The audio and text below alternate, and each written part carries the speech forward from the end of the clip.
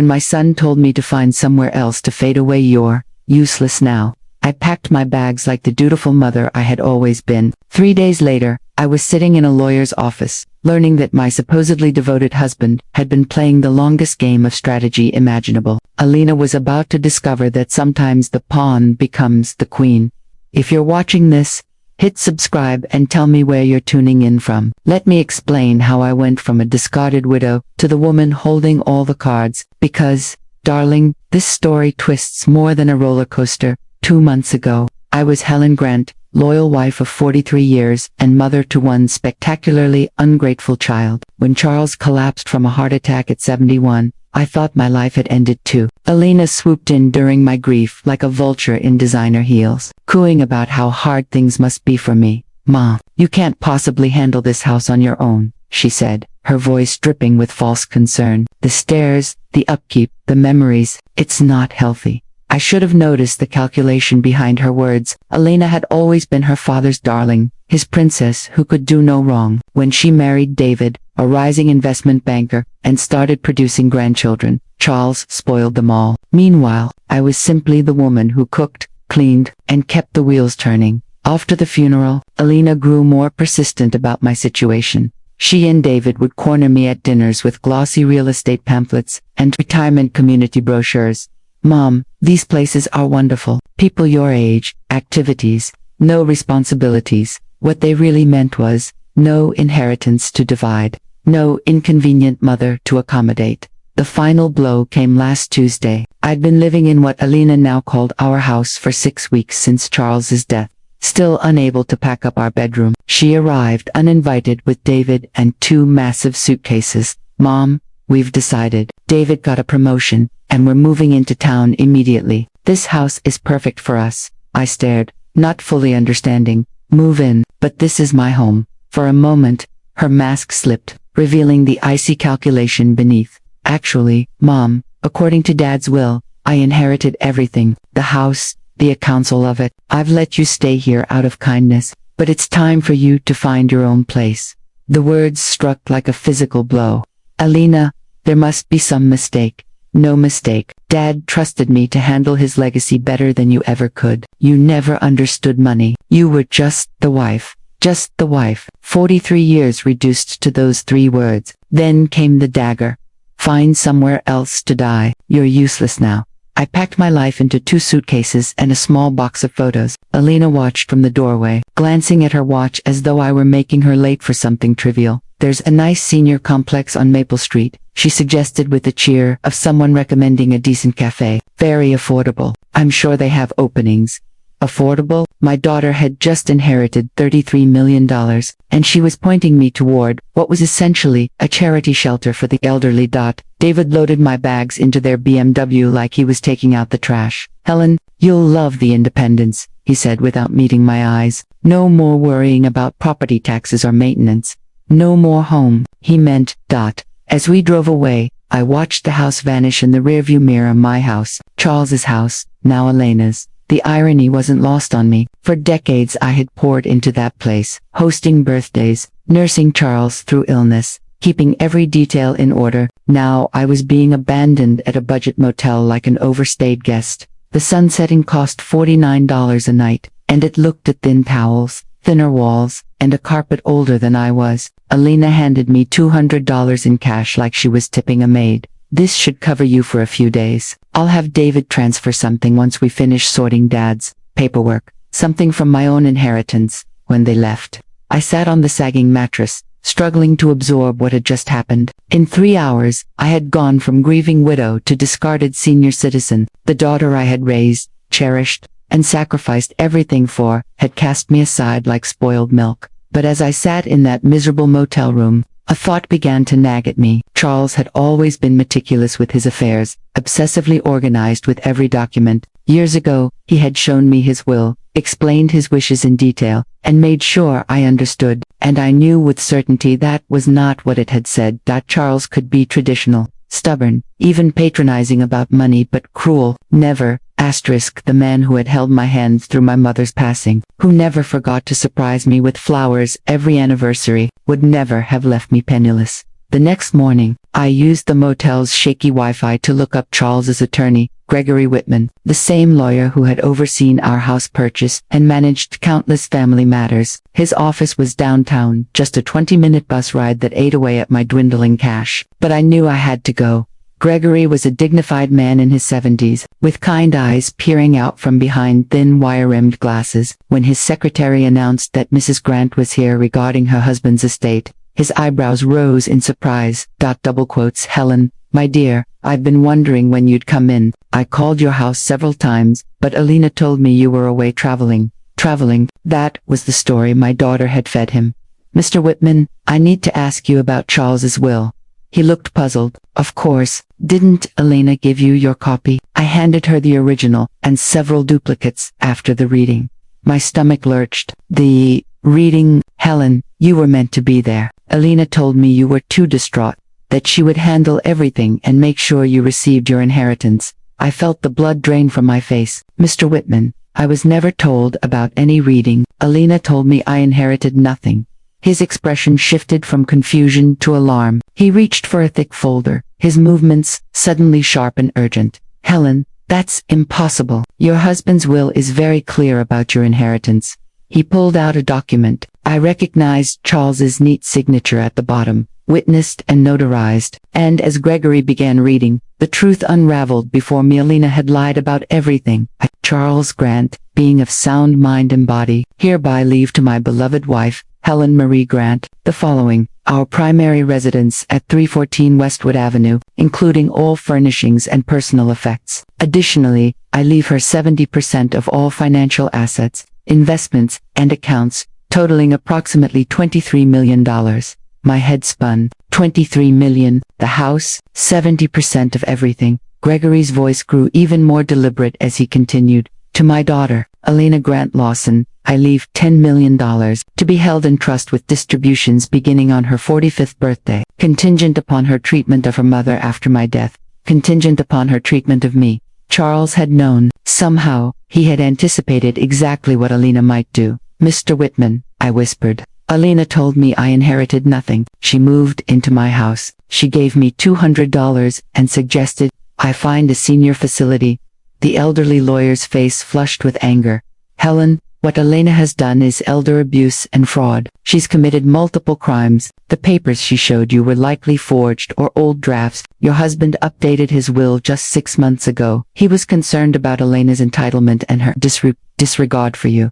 The room tilted as I absorbed it. All those years Elena had dismissed me, spoken over me, rolled her eyes when I tried to contribute at family dinners. Charles had been watching, weighing her behavior, quietly making decisions. There's more, Gregory said firmly. The trust for Elena explicitly states that if she fails to treat you with respect and dignity after Charles's death, the entire $10 million reverts to you instead. I stared at him. Are you saying I'm saying your daughter just cost herself $10 million? That inheritance now belongs to you. You're not inheriting $23 million, Helen. You're inheriting $33 million plus the house and all its contents. The irony was so sharp, it was almost laughable. Elena's greed had triggered the very claws meant to shield me. What do I do now? I asked, my voice trembling. Gregory's kind smile softened his sternness. Now, my dear, we call the police about the fraud. Then we call Elena, and let her know she's about to get the shock of her life. Can she fight this? I asked. With what money? Every account she thought she controlled belongs to you. Every investment, every asset is frozen until the fraud is investigated. She has nothing. I pictured Elena in my house, probably planning renovations, maybe even browsing catalogs for new furniture, while David calculated how the inheritance would bolster his investment portfolio. Neither of them had the faintest idea that in a matter of hours, their entire world would come crashing down. Gregory's office became mission control for what he cheerfully dubbed Operation Justice. He reached out to the police, the banks, and a private investigator while I sat in his leather chair, still numb from the scale of Elena's betrayal. The forged documents are very sophisticated, Detective Morales said as she examined the fake will Elena had shown me. This wasn't a spur-of-a-moment thing. Someone planned this carefully. You think Elena had help? I asked. Almost certainly. Producing convincing legal forgeries takes knowledge and connections. We'll need to look into David and his financial network. Within 2 hours, every account was frozen. Elena's credit cards, tied to the accounts she thought were hers, were declined. The utilities she'd already put in her name were suspended pending verification of ownership. My phone buzzed at exactly 3:47 p.m. Elena's name lit the screen. "Mom, where are you? There's some kind of mix-up with the bank. They say Dad's assets are frozen." "Hello, Elena. I'm in Gregory Whitman's office. You remember him, Dad's attorney, the one who read the real will to an empty room while you told him I was traveling?" Silence. Then Elena's practiced venom. "Mom, I don't know what you think you discovered, but you're a liar and a thief. Sweetheart, I discovered that your father was much smarter than either of us realized," I said. "You forged legal documents, committed fraud, and threw your 67-year-old mother out of her own home because you thought I wouldn't notice." Her voice slicked into frantic denial. "Mom, you're confused. The grief someone is taking advantage of you." The audacity took my breath away. Caught red-handed, she still tried to manipulate me. "Elena, let me clarify. Not only did you inherit nothing, but the 10 million your father left you is now mine too, thanks to a clause he put in about treating me with dignity and respect. That's impossible. You'd like to discuss the impossibility of fraud charges. Detective Morales is sitting right here." The line went dead. I could almost hear Elena's mind racing for an angle. "Mom, please, can we meet and talk this through? I'm sure we can work something out." "Oh, we'll be meeting soon," I said, "at the courthouse. When you're arraigned, you wouldn't dare press charges against your own daughter." Something cold and resolute settled in my chest. "Watch me." I hung up and looked at Gregory. He was positively beaming. "How long before she's arrested?" I asked. "Detective Morales has enough for a warrant," he said. "They'll pick her up this evening. David's financial records are being subpoenaed. If he helped create those documents, he'll face charges too." A text from Elena arrived. "Mom, please don't do this. Think about the grandchildren." I showed it to Detective Morales, who smiled without warmth. "Emotional manipulation, classic in these cases." I typed back, "I am thinking about them. They deserve to see what happens when you steal from family." 20 minutes later, David called. "Helen, surely we can resolve this privately. Elena made poor choices, but the police seem excessive." "David, did you help forge those documents?" "That's not fair, Helen. You have to understand the pressure Elena was under. She was worried about you handling large sums, so that was a yes, wrapped in sympathy." "It wasn't malicious," he mumbled. "She genuinely thought she was protecting you by throwing me out and telling me to find somewhere to die." David fell silent. "Here's what will happen," I said, my voice steady for the first time in days. "You're both being arrested. You'll face federal fraud charges, and I'll be sitting in my house watching it all unfold. Helen, please be reasonable." "I was reasonable for 43 years, I replied. "It didn't work out well for me." They arrested Elena at 8:30 p.m. while she was dining at Leonard, apparently celebrating her inheritance with David and another couple. Detective Morales said she screamed about a false arrest and demanded to call her lawyer, who turned out to be one of David's golf buddies with zero criminal law experience. David was taken into custody at his office the next morning. The forensic accountant traced the forged paperwork back to a printing house David's firm used for phony investment prospectuses. It turned out my son-in-law had a criminal history Elena either didn't know about or chose to ignore. That night I slept in the master bedroom, for the first time in 43 years. Elena had already tossed her things everywhere, replacing Charles's careful order with a chaos of designer dresses and expensive cosmetics. I packed her things into trash bags and left them on the front porch, let her collect them if she made bail. The house felt different. Not because Charles was gone, but because I was finally seeing it as mine. For decades I'd kept it as Charles's sanctuary, arranged to suit his tastes and needs. Now, looking around with clear eyes, I realized how little of myself had ever been reflected here. That was about to change. Gregory called at noon with news. Elena's bail was set at $50,000, and with her accounts frozen she'd need someone else to front it. David's bail was $200,000. The judge wasn't impressed by his financial record. Apparently my son-in-law had been under investigation for securities fraud. Who knew? Certainly not me. I had been excluded from most financial conversations. Elena and David always spoke to me in simplified terms, as if I couldn't understand. They were about to learn how much I had actually understood. "Gregory, I want to make some changes to the house, I told him. Elena already had contractors lined up to gut the kitchen, rip up the floors, and turn Charles's study into a wine cellar. I planned to turn that study into an art studio, and convert the wine cellar idea into a library. An unknown number called, Mrs. Grant. This is Janet Cooper from Channel 7 News.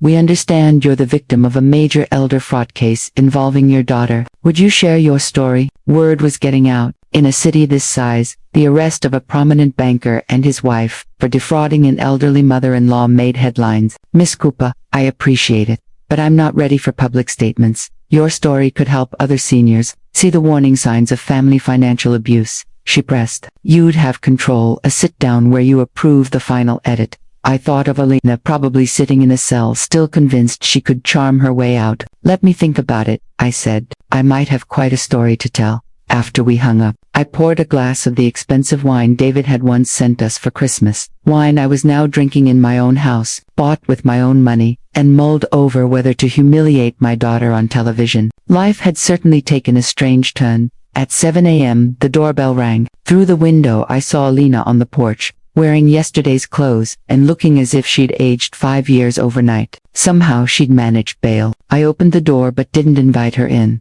Mom, please, we need to talk. We talked yesterday. You told me to find somewhere to die. I found somewhere to live instead. Her eyes were redrimmed, her composure shattered. I made mistakes. Terrible mistakes, but I'm still your daughter. Are you? I asked. Because daughters don't typically forge legal documents to steal their mother's inheritances, she faltered, searching for a word that wouldn't sound criminal. I wasn't. I was trying to protect you from making poor financial decisions. You've never managed large sums. Even after the arrest, she couldn't admit the truth. In Elena's mind, she remained the wounded party, victim of my supposed unreasonable expectations. Elena, I began. Let me tell you something your father confided to me 6 months before he passed. He said he was worried about your entitlement, your obsession with money, and the way you treated anyone you thought was beneath you. Her face drained of color. Dad never said that. He did. He told me you reminded him of his sister, Cassandra, beautiful, charming, and completely incapable of thinking about anyone but yourself. He said he was rewriting the will because he feared what you might do to me if you gained control. That's a lie, she snapped. I pulled out my phone. Actually, it isn't. Your father recorded a video message, to be played if you ever challenged the will or mistreated me after his death. Elena stared at the phone as if it were venomous. He made a video. He knew, sweetheart. He knew exactly who you were under all the polish. The only thing he didn't predict was just how far you'd go. Play it, she whispered. I tapped the screen. Charles's voice filled the morning air, calm and deliberate, every word a blow. If you're hearing this, Elena, it means my fears were justified. I prayed I was wrong. I prayed my daughter had more integrity than I suspected. But if your mother is playing this, then you've proven me right in the worst possible way.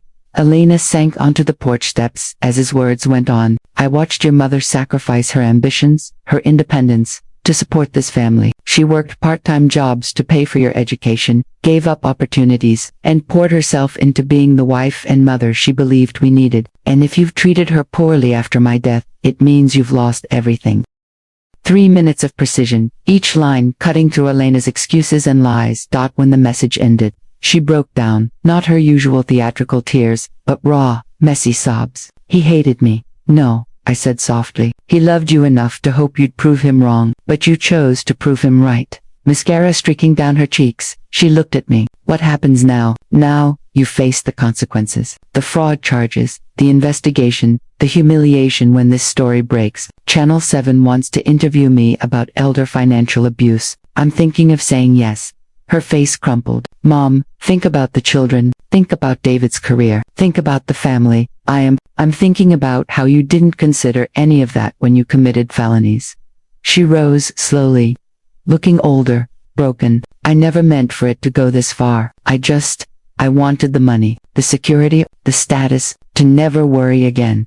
For the first time since this nightmare began, she spoke the truth. I believe you, I said, but wanting something doesn't excuse destroying people to get it. Tears still streamed down her face. What can I do? Start by admitting what you did was wrong, not misunderstood, not protective, not complicated, wrong. utterly, unforgivably wrong. Then, face the consequences with dignity instead of manipulation. Alina looked at me, and for the first time, I think she finally saw not the pliable mother she thought she could control, but the woman who had beaten her at her own game. I deserved this, didn't I? Yes, Elena, I said. You absolutely did. 3 days later, David's mother showed up at my door. Cassandra Hayes was exactly what I expected. Flawless hair, heavy jewelry, and the sort of arrogance that came from 3 generations of inherited wealth. Mrs. Grant, we need to discuss this matter rationally. I let her in. Curious about the story her family had spun to justify David's crimes, she seated herself like a queen bestowing an audience. David made poor choices. Certainly, she said smoothly, but prosecuting him seems vindictive, don't you think? Vindictive, I repeated. Your son helped forge legal documents to steal my inheritance and had me thrown out of my own home. He was following Elena's lead. He didn't understand the full picture, so she was shifting the blame entirely to my daughter. The audacity almost impressed me. Mrs. Hayes, your son created forgeries. That isn't following someone's lead. That's conspiracy to commit fraud. Her smile never faltered. David's attorney believes we can arrange a settlement. You keep your home. Alina faces appropriate consequences, and David avoids the spectacle of a trial. Appropriate consequences, I repeated flatly, as though Elena's crimes were nothing more than a lapse in etiquette. Asterisk, what kind of settlement? Cassandra smiled, certain she'd found an opening. The Lawson family is prepared to compensate you for your inconvenience. Let's say $2 million in exchange for dropping the charges against David. $2 million too? Forgive the man who helped steal $33 million from me. Mrs. Hayes, I said calmly, your son participated in a scheme that cost me everything I owned. You think $2 million covers that? Margaret, be realistic, Cassandra replied, her veneer wobbling for a heartbeat. David has a career, children, a reputation to maintain. Sending him to prison serves no one.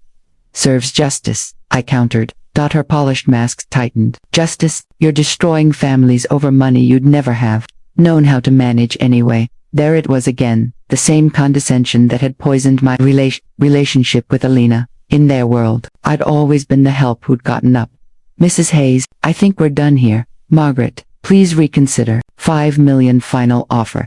The sum was staggering, but the principle was non-negotiable. No. Cassandra rose, composed once more. Very well, but you should know, David's legal team has uncovered some interesting information about your husband's business practices. It would be unfortunate if that became public during a trial. Her threat was clear, but I felt curiosity rather than fear. What kind of information? The kind that might make you reconsider who the real criminal is in this situation, she said smoothly. That after she left, I called Gregory without delay. Whatever they think they found, he warned, it doesn't change the facts of Alina and David's crimes. But could it affect the case? Potentially, if they muddy the waters enough, create doubt about Charles's character or dealings. It might sway a jury. I thought of Charles, of 43 years together, and wondered what secrets might be buried in stacks of old ledgers. Gregory, I want everything on Charles's business, every deal, every partner, any irregularity. Margaret, are you sure? Sometimes the past is better left alone.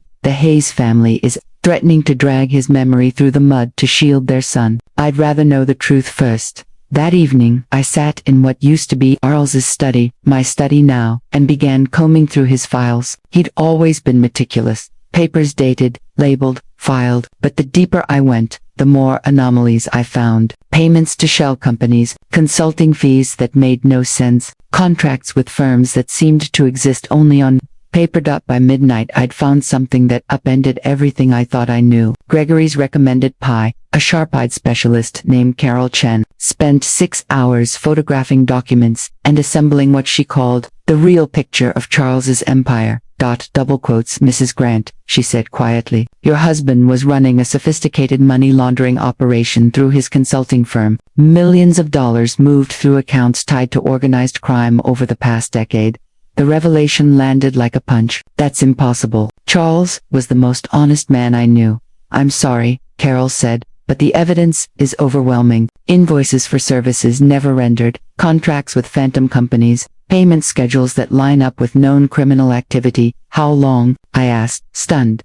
Based on these records, at least 12 years, probably longer. 12 years, While I planned dinners and charity events, my husband had been facilitating criminal enterprises. Carol's next words made the room tilt. The 10 million he left Alina came directly from laundered funds. If the FBI uncovers this, they'll seize everything as proceeds of crime. Everything. The house, the investments, the accounts. I couldn't breathe. Unless, I whispered. Carol looked uneasy. Unless the Lawsons already know and plan to use it as leverage. If they tip off federal agents and offer cooperation, they might negotiate immunity. My daughter and son-in-law weren't only thieves. They were holding a nuclear weapon over my head. What are my options? I asked. You can go to the FBI voluntarily and hope for leniency, Carol said. You'd likely lose most of the money, though you might keep the house. Or, you can let them leak this strategically, in which case you'll probably lose everything and possibly face charges for unknowingly benefiting from criminal activity. I thought about Cassandra Hayes's smug certainty that I'd take their settlement. Had they known about Charles's crimes all along? Carol, I asked, how would they have found out? David is in finance. He would recognize laundering patterns. The question is what they plan to do with that knowledge. My phone buzzed. Elena's name. Mom, we need to meet tonight. There are things you need to know about Daddy that change everything. I already know, Alina, I said. Silence. Then Amelia said, you know what? I know about the money laundering. I know about the criminal connections. Everything your father left us is tainted. Listen carefully. Mom, Lucas's lawyers have been in touch with the FBI. They want to renegotiate. Renegotiate how? I asked. Lucas gets immunity if he provides information about your father's network. You keep 5 million, and the house. The rest goes to the government. The fraud charges vanish. We all walk away. Brilliant in a sociopathic way, Amelia had flipped my moral victory into a strategic advantage. You're asking me to profit from your crimes by exploiting Daddy's crimes, I said. I'm asking you to be practical, she replied. Otherwise you lose everything and might face charges yourself. I looked around. Thomas's study, seeing it clearly for the first time, the leather chairs, the rare books, the art, all purchased with blood money. I told her I needed time. The FBI meeting is tomorrow morning, she said. Lucas's lawyer needs an answer tonight. After we hung up, I sat in the dark study, surrounded by the proof of his double life, 43 years of marriage to a stranger, and a daughter who'd inherited more than money from him. She'd inherited his talent for deception, but she'd made one fatal error. She'd underestimated who I am when my back is against the wall. I phoned Sophia Lynn, the private investigator Martin recommended. How quickly can you get me in with the FBI? I asked. I have a story they'll want to hear. FBI agent Isabel Rivera looked exactly like Central Casting would pick for a federal agent. Serious, sharp, entirely immune to charm. She sat across from me in Martin Hale's conference room, recording and taking notes with mechanical precision. Mrs. Parker, she said, by coming forward voluntarily you understand you might be admitting you benefited from criminal proceeds. I understand, I answered, but I'd rather tell the truth than let my daughter and her husband manipulate this for their benefit. I laid everything out. Thomas's hidden empire, Amelia's fraud, Lucas's forgeries, and the extortion masquerading as a settlement. She thinks she can trade information about Daddy for immunity, I finished. Agent Rivera smiled for the first time. Are you afraid, Mrs. Parker? 2 weeks ago I was a grieving widow in a rundown motel, I said. Today I'm sitting here confessing to federal agents about my dead husband's crimes. Fear isn't my main emotion anymore. Anger, she guessed. Anger, I said. Pure, crystallized anger at being underestimated for decades. Agent Rivera's smile widened. Would you be willing to wear a wire? 3 hours later, I was in the living room with a recorder taped to my chest, waiting for Amelia and Lucas to arrive for what they thought was a surrender meeting. They knocked exactly at 8, dressed as if for a corporate dinner. Lucas carried a briefcase thick with the kind of documents you only keep when you've done this before. Mom, you look better. Amelia kissed my cheek like nothing had happened. I feel better. Clarity will do that. Lucas opened his briefcase with practiced efficiency. Margaret, our lawyers have structured this very favorably for you. You keep the house, 5 million in clean assets, and complete immunity for anything related to your husband's activities. Clean assets, I repeated. Amelia shot Lucas a warning look. The important thing is, we're all protected. The past stays buried. We move forward. What about the 33 million Thomas actually left me? I asked.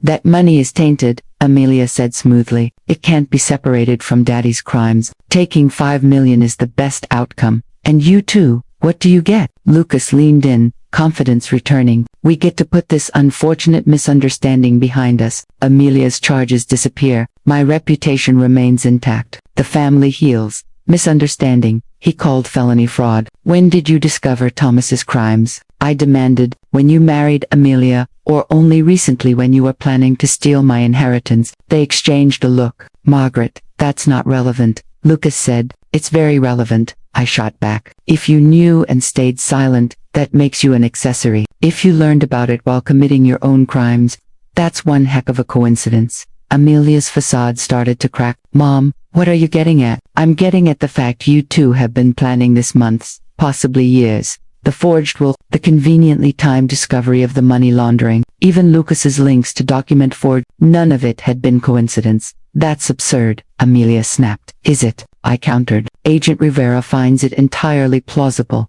The color drained from their faces.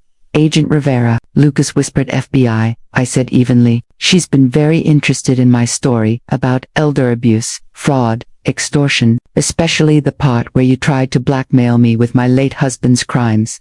Lucas shot up, reaching for his briefcase. Margaret, this conversation is over. Actually, Lucas, it's just beginning. Agent Rivera entered with 2 other agents. Lucas's briefcase, and both their phones were confiscated within seconds. Amelia Parker Hayes and Lucas Hayes, you are under arrest for conspiracy to commit wire fraud, elder abuse, and attempted extortion of a federal witness, Rivera announced. Amelia's eyes filled with betrayal. Mom, how could you do this to your own family? The same way you forged documents to steal my inheritance. Sweetheart, except my way is legal. As the cuffs clicked, Lucas tried one last desperate move. Margaret, you don't understand what you've done. There are people tied to Thomas's business who won't appreciate the FBI spotlight. You've put yourself in danger. Rivera froze mid-Miranda warning. Mr. Hayes, are you threatening a federal witness? I'm warning her, Lucas said quickly. She needs to know the reality. The reality, Rivera said, is that you just added witness intimidation to your charges. After they were escorted out, Rivera sat back down across from me. Mrs. Parker, Lucas's warning might not be entirely empty. Your husband had ties to dangerous people. How dangerous? The Torino crime syndicate, she said. They've laundered money through legitimate businesses for decades. Your husband's consulting firm was one of their most successful fronts. The name meant nothing to me, but her expression told me everything. Are you saying I'm in physical danger? Possibly, but there's something else you need to know. She slid a thick file across the table. Thomas Parker wasn't just laundering money, he was an FBI informant. For 12 years, he fed us intelligence on multiple crime families while pretending to facilitate their laundering. The world tilted deep cover. Long-term operation, Rivera explained. So sensitive, even many FBI offices weren't informed. He helped us build cases that led to 47 arrests and $200 million in seizures. The money he left you, it was real. The Bureau allowed him to keep a percentage for cover, and as compensation. That $33 million is legally yours. I could only stare. Why didn't anyone tell me? Because the investigation wasn't over, and we weren't sure about your role. Ironically, your daughter and son-in-law's fraud scheme helped confirm your innocence. They had no idea about his cooperation. They thought they were blackmailing you with evidence that actually cleared him.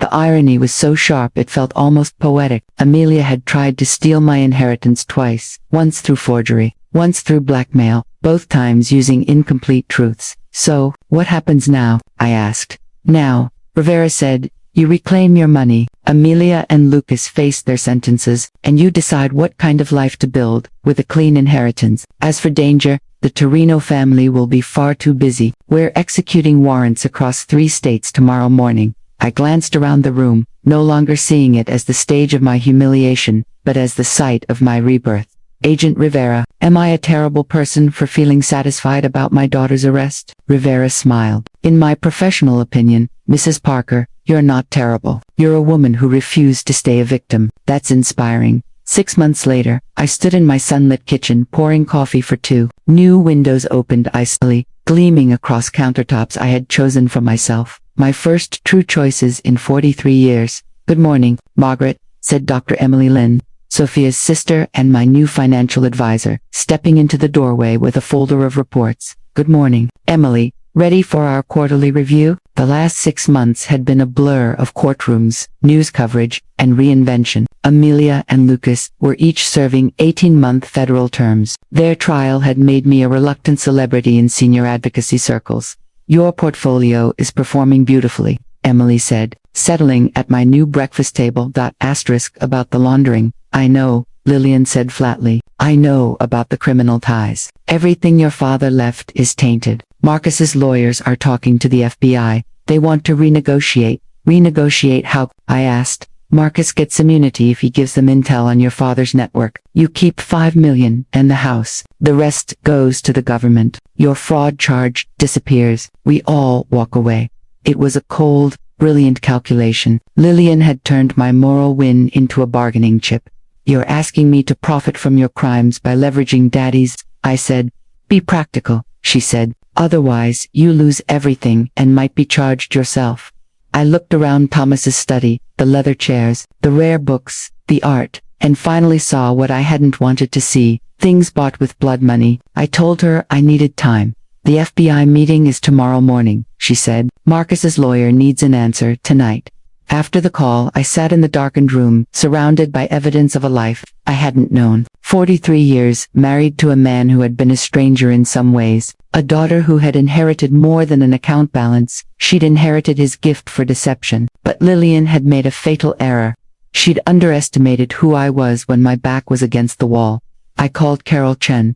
How fast can you get me in with the bureau? I asked. I have a story they'll want to hear. FBI Special Agent Sarah Martinez looked exactly like you imagine a federal agent. Precise, unflappable, immune to charm. She sat across from me in Harrison's conference room, recording and taking notes. Mrs. Ward, she said, if you come forward voluntarily, you understand you may be admitting to benefiting from criminal proceeds. I understand, I told her, but I'd rather tell the truth than let my daughter and soon-in-law manipulate the situation to protect themselves. I told them everything. Thomas's hidden dealings, Lillian's forgery scheme, Marcus's forgeries, and the attempted extortion disguised as a settlement. Lillian believed she could trade information about my husband for immunity. Agent Martinez leaned forward. Are you afraid? 2 weeks ago I was a grieving widow in a cheap motel. Now I'm here confessing to federal agents about my late husband's activities. Fear isn't my main emotion. Anger, she supplied. Anger. Crystallized anger at being underestimated for decades. She smiled, just a little. Would you wear a wire? 3 hours later I sat in my living room with a recorder taped to my chest, waiting for Lillian and Marcus to arrive for what they thought would be a surrender meeting. They knocked at 8, dressed for a business dinner. Marcus carried a briefcase that smelled of rehearsed deals. Mom, you look better, Lillian announced, kissing my cheek like nothing had happened. I feel better. Clarity suits me. Marcus opened the briefcase with clinical efficiency. Hannah, our lawyers have structured this favorably. You keep the house, $5 million in clean assets, and full immunity for anything tied to your husband's activities. Clean assets, I echoed. Lillian shot Marcus an annoyed look. The important thing is that the past stays buried and we all move forward, Marcus said. What about the $33 million Thomas left me? I asked. That money is tainted, Lillian said smoothly. You can't separate it from his crimes. Taking $5 million is the best outcome. And you, too. What do you get? Marcus leaned in. We get to put this behind us. Lillian's charges are gone. My career is intact. The family heals. He called felony fraud a misunderstanding. When did you discover Thomas's crimes? I demanded. When you married Lillian, or only when you planned to take the money? They exchanged a look. Marcus scoffed. That's irrelevant. It's very relevant, I said. If you knew and stayed silent, that's accessory. If you only learned while committing your own crimes, that's one unlucky coincidence. Lillian's composure began to crack. Mom, what are you getting at? That you two have been planning this months, maybe years. Silence. Then Lillian's voice dropped. Fine. I know about the laundering. I know the ties. Marcus's lawyers are talking to the FBI. They can renegotiate. He gives them info. They give him immunity. You keep $5 million and the house. Everything else goes to the government, and your charges vanish. It was as ruthless as it was brilliant. She'd turned my victory into leverage. That's selling the truth for profit, I said. Practicality, she insisted. Or you lose everything and could face charges. I listened to her pitch and watched the study I'd once seen as sacred, the furniture, the art acquired with money that kept a criminal ecosystem moving. I needed time. I called Carol Chen and the FBI. Agent Martinez convened quickly, and in short order she asked a question that changed everything. Would I help? I agreed to cooperate, to go to the meeting with a wire. When Lillian and Marcus arrived that evening and began to unspool their plan, Agent Martinez and two other agents stood up and identified themselves. Marcus's briefcase and both their phones were seized. Lillian Ward and Marcus Reed, Agent Martinez said evenly, "You are under arrest for conspiracy to commit wire fraud, elder abuse, and attempted extortion of a federal witness." Lillian's face flooded with disbelief. "Mom, how could you do this to family? The same way you forged legal documents and stole my inheritance, except my way is within the law." As the agents cuffed them, Marcus tried one last bluff. "You've made us enemies," he warned. "There are people connected to Thomas's business who won't like this. You've put yourself in danger."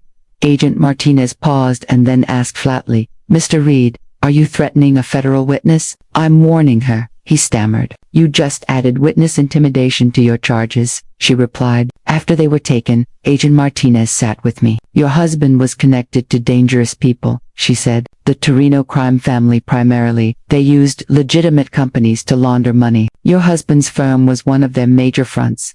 The name landed like a blow. "Am I in physical danger?" I asked. "Potentially," she said. Then she added something that made the room tilt. "But your husband was also an FBI informant. For 12 years he fed us information while maintaining his cover. The Bureau allowed him to keep a portion of the laundered funds to preserve the operation and his access. The money he left you is legally yours." My head spun. Thomas had been working undercover, helping build cases that led to dozens of arrests and hundreds of millions in seizures. They hadn't told me because the investigation was ongoing, and because they couldn't be sure of my involvement. Ironically, Lillian and Marcus's scheme helped confirm that I had been unaware. "So, what happens now?" I asked. "You get your money back," Agent Martinez said. "Lillian and Marcus will face federal prosecution. We're executing warrants across 3 states tomorrow. As for the danger, the Torino family will be preoccupied with their own indictments." I looked around my living room and saw it anew, not as the scene of my humiliation but the place of my rebirth. "One question," I asked quietly. "Am I a terrible person for feeling satisfaction about Lillian's arrest?" Agent Martinez's expression softened. "In my professional opinion, you're not terrible. You refused to be a victim." 6 months later, sunlight poured through new windows into a kitchen I had chosen for myself. The renovation had been more than cosmetic. It was a reclamation. The Margaret Ward Foundation for Elder Protection was fully operational, and our scholarship fund had awarded its first grants. I had dedicated 15 million of the inheritance to legal aid for seniors and to lobbying for stronger elder protection laws. "Any word on the documentary?" I asked one morning. "Netflix confirmed the production deal," Sarah said, careful now with her expression. "They want to start filming next month. Mother's Reckoning, a limited series with proceeds going to elder advocacy groups." The story had grown far beyond the initial headlines. Lillian had written to me from prison, 17 letters, at last count. I'd opened a few, then stopped. "Some things can't be mended with words. Has your stance changed?" Sarah asked. "Will you meet with Lillian's lawyer?" "Not to reconcile," I said. "To make something clear." "What kind of clear?" she asked, pen poised. "That her actions had consequences beyond legal punishment. She destroyed our relationship. Her children will grow up knowing why their mother went to prison." "That seems harsh." "Good," I said. "It should be harsh. Lillian made adult choices that hurt people she should have loved. She doesn't get to escape the emotional consequences because she's written a stack of prison letters." Sarah wrote that down. Lillian had requested supervised visits with the grandchildren. My involvement with them would be governed by their future choices, not by her rehabilitation. The doorbell rang. Through the window I saw a delivery truck, new furniture for the studio. The art studio had been my favorite part of the renovation. Thomas's den converted into a bright space where I'd rediscovered painting. A passion I'd shelved when I became the supporting wife. "May I ask something personal?" Sarah said later. "Do you regret how things turned out? The prison, the publicity, the family estrangement." I signed for the delivery and thought for a long moment. 6 months ago I had been invisible, a widow with no money, no home, no future. Now I was a philanthropist with a foundation, a documentary deal, and a purpose that reached far beyond survival. Do I regret it? I said. My daughter tried to steal my life and leave me homeless. My son-in-law forged documents and blackmailed me. They revealed who they were when they thought I couldn't stop them. Are they still family? Biologically, yes. Family isn't DNA alone. Family protects you when you're vulnerable, not preys on vulnerability for profits. Sarah closed her portfolio, satisfied. Look at what you became when you stopped letting them define you. After she left, I wandered through the house I'd made my own. In the art studio I found the self-portrait I'd been working on, a woman bathed in sunlight, her face turned toward the future. She wasn't the widow who had packed 2 suitcases 6 months earlier. She was powerful, independent, unafraid. The best revenge wasn't getting even, it was becoming everything my enemies never thought I could be. Outside, the trees I'd planted cast long evening shadows over land I'd defended with intelligence and courage. Tomorrow, I would keep building the life I'd chosen rather than living the life others had scripted. If Lillian wanted to rebuild anything with me, she'd need more than prison letters and hollow apologies. She'd need a complete transformation that matched my own. Thanks for listening. Don't forget to subscribe and tell me where you're watching from. Share your story in the comments. Your voice matters.